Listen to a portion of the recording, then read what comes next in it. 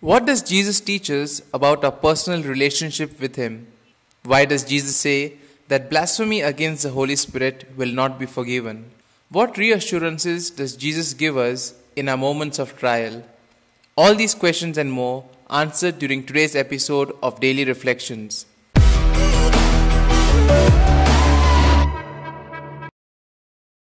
One could assume that Jesus is saying that it is possible for us to repeatedly and habitually turn away from God's mercy. Jesus is saying that it is possible for a human being to become so completely unaware of God's goodness and mercy that that person can become unaware of sin.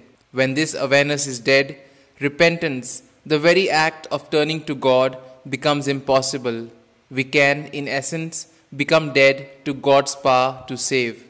Which brings us to the first point, to know how to recognize Jesus. The courageous commitment to recognize the friendship of Jesus publicly implies as a consequence a personal communion with Him at the moment of His return to judge the world. At the same time, the one who is afraid to confess and recognize Jesus publicly condemns himself. We are invited to reflect on the crucial importance of Jesus in the history of salvation. It is necessary to decide to be either with Jesus or against Him. This decision to recognize or to reject Jesus is critical to our salvation.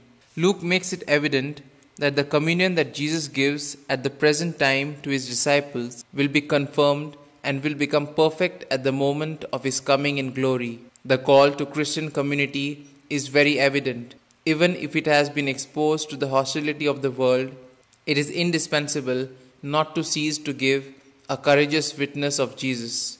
Which brings us to the next point, blasphemy against the Holy Spirit. Here Luke understands blasphemy as offensive speaking or speaking against.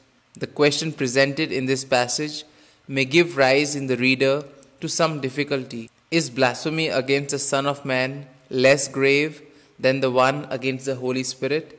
The language of Jesus may seem rather strong for the reader of the Gospel of Luke. Through the Gospel, he has seen Jesus as showing the behavior of God who goes to look for sinners, who is demanding but who knows how to wait for the moment of return to Him when the sinner attains maturity. Blasphemy against the Spirit may mean the deliberate and known rejection of the prophetic spirit that is working in the actions and teachings of Jesus. That is to say, a rejection of the encounter with the merciful acting of salvation with the Father.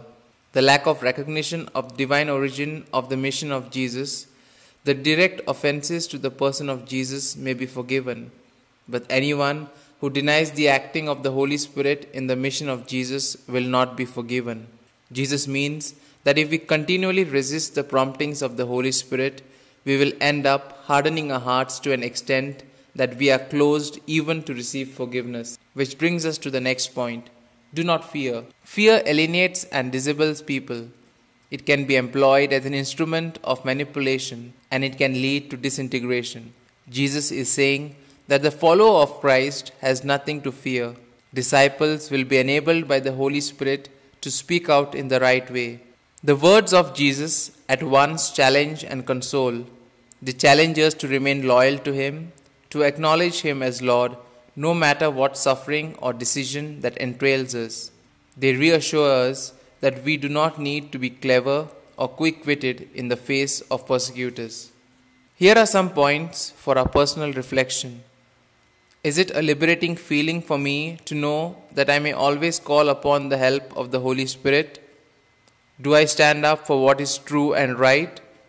When I read the words of Jesus, is my spontaneous response one of being encouraged and challenged, or am I frightened and unnerved? These points can be of great help to reflect on today's Gospel. And if you like our reflection, do share the good news of our Lord. Have a good day, and may God bless you all. Amen.